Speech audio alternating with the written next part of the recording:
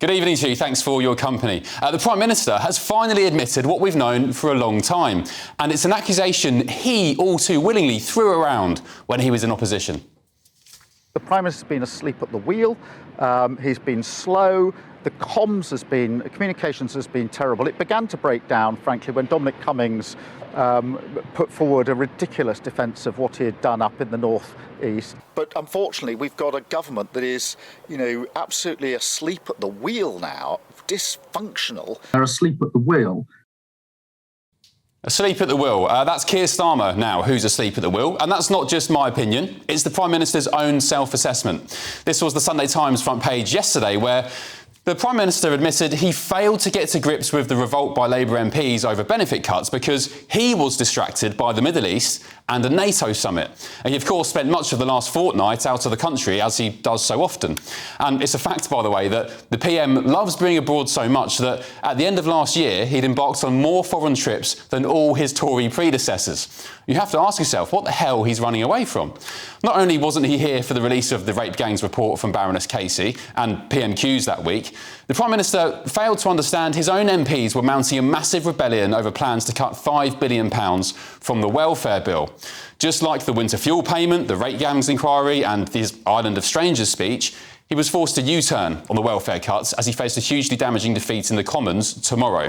Starmer's concessions included allowing 800,000 PIP claimants to keep part of their benefits, a backdown that will now only save £2 billion a year, rather than the initial £5 billion the government's expected to save by 2030. But tonight, ahead of the vote tomorrow, Rebel MPs are still saying the Prime Minister hasn't gone far enough. Debbie, you were instrumental in negotiating the concessions from the government. Do they go far enough?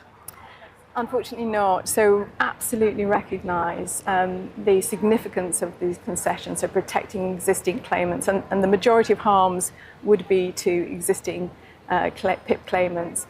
But there are still going to be disabled people with long-term conditions who will be affected by the changes that are currently on the bill.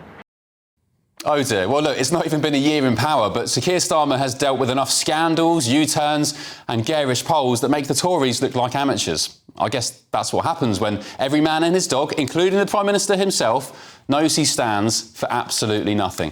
Well, let's get the thoughts of my panel now. The former Conservative Party chairman, Sir Jake Berry, journalist and broadcaster Carol Malone, and the journalist and broadcaster Benjamin Butterworth. Sorry, Carol, you are Daily Express columnist, aren't you? Yes, I am. Sorry to do you down. I know you dragged down to Benjamin's level, do you now?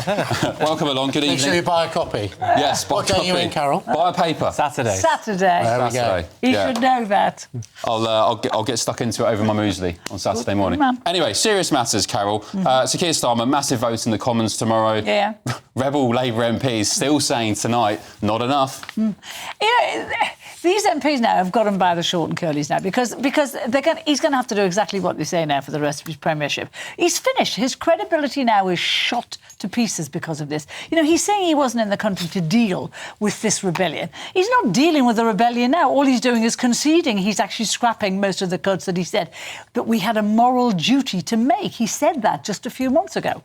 So, and he's conceding now to this. But we still have the problem of the 313 billion welfare bill. By the end of the decade, that bill alone is going to be more than transport, than social care and the police put together.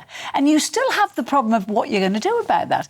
We have 4 million kids between 16 and 25 now who are on some kind of disability or sickness benefit. That's just a nonsense. Yeah. These are young people. So you back the government then in their quest to try and sort this out? Completely. The benefits... Labour have got to stop pretending that every single person on benefits actually is entitled to them or needs them. We know it's not the case. We know that there are some people who need them, but there are many, many people who could be off them and at work and they're not doing it. And Starmer was going to tackle that. He said we had a moral duty to tackle that. And what he's done is caved into these rebel to save his job. Is he finished? We had the Red He's Gangs inquiry. absolutely finished. He was out of the country, by the way, for the release of Baroness Casey's report. Do you know how many votes he's had since he came to power in Parliament? How many? 7, as opposed to Boris's first year, 52 votes. So that and to say, he shouldn't have been abroad. Of course he shouldn't. He's grandstanding, doing absolutely nothing. But his credibility is shot now. The rumours are he's going to be gone before the May local elections. All right. Mainly because of Benjamin, we had just before Labour won the election last July. It's a year next week. I think we had this red utopia from the likes of you and your Labour supporters, and a Blair version, Blair 2.0. It's not gone very well, has it? After 12 months, I think the rumour that Keir Starmer was gone by May might be one that Carol just started. No, it is not. It's been punted by quite a lot of people who know not much more about politics. To be replaced by who, Carol?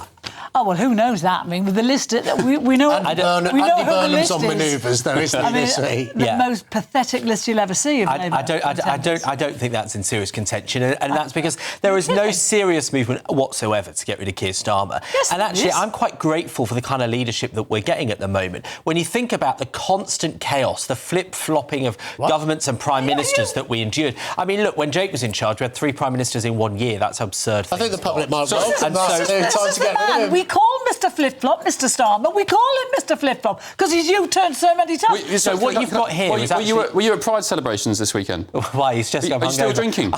I was not. I'm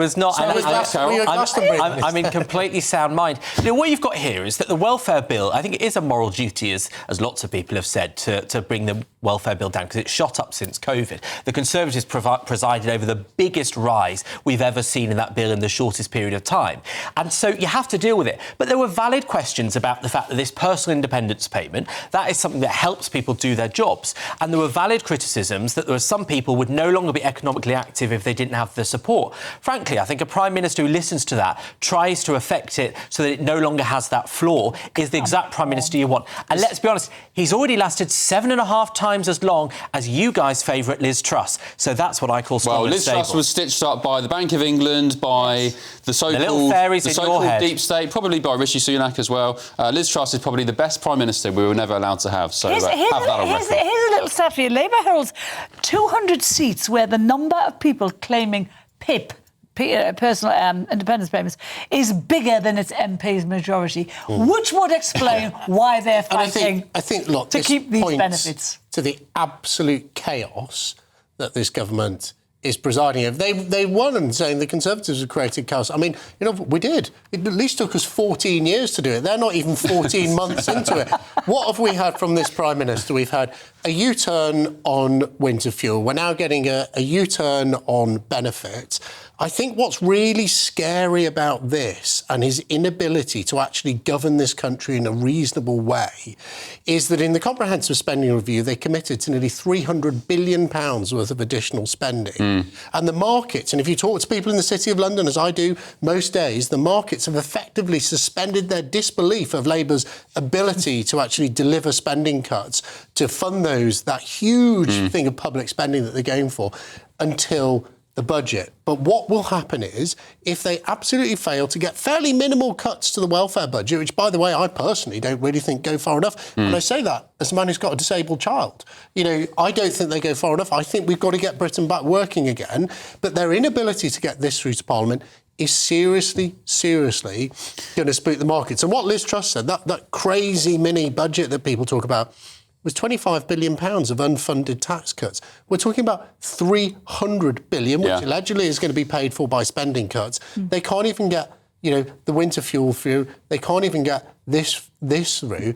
This government is in chaos. It's about to lose its right and its ability to govern, and it's left. Yeah, there were similar comments in the Sunday Times yesterday when Sir Keir Starmer gave some comments to them. The Times were basically saying in their comment piece that this is a government that's got no money and has not an iota on how to raise any money or make money. Well, what they're going to put taxes up. We're going to put taxes up massively in the autumn.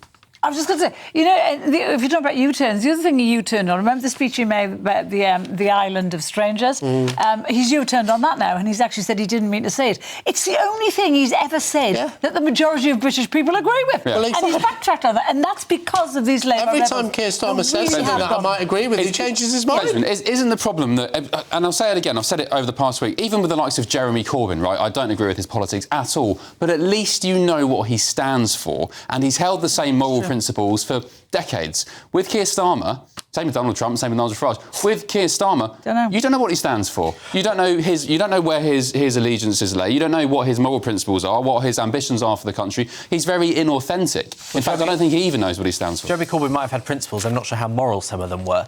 Well, at least he stayed consistent. That's my point. But I actually think that's a really wrong-headed way to view leadership.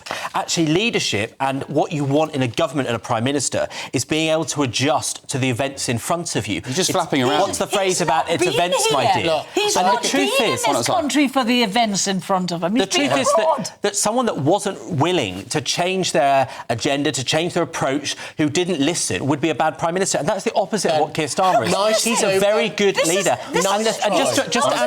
Very quickly, just to answer Jake's point, lots of the spending is on things like getting lots of houses built, getting airports built, fixing the infrastructure in the country, the NHS hospitals. These are essential to getting Britain back going. There's no money. Who's going into those houses, Benjamin? Yes. Me. No, immigrants. Do you know that 30,000, in the last 18 months, 30,000 millionaires and wealth creators have... Well, that's a completely false statistic. No, it is not. It is a complete... Yes, because I know where it's from, and it's from an organisation that sells migration visas to low-tax I've been down this road. I've been down this road with Prime Ministers. When they lose control of their own parliamentary party, it's absolutely clear Keir Starmer's done. We've got over 100 Labour MPs, less than a year, in an open revolt, 120. signing amendments to legislations to defeat their own government. Yeah. Once you lose control of your parliamentary party, it's finished. It's and over. also, just to add, Jake, as well, another 40 rebels over the inheritance tax on farms, which is brewing as well. I guess we need to move the conversation on in the days and weeks and months to come to who will replace Keir Starmer. Angela Rayner. Ed Miliband is very popular within the Labour Party. The ones that were put forward today, Bridget Phillipson. That's not true at all. I've heard polls. Bridget Phillipson, Louise Haigh. I mean, good God. Rayner, who was the other one? Some lady I've never heard of, who's been in politics for 6 minutes. She's a contender. They're just people you don't want as a leader. Dare I say, people that don't want a Labour government would be scared of what comes next, because Wes Streeting would be the next Prime Minister, and he is a much more effective politician. Well, I think I agree with you for once. He's probably the most capable Labour minister going, and he actually has... What's he done for the NHS? What? I don't know. Well, we had 100,000 more operations. Beyond anything, he's not afraid to come and tell you and answer questions from people who don't necessarily agree with him, which is like a good starting point. Right, panel, thank you very much. Good start.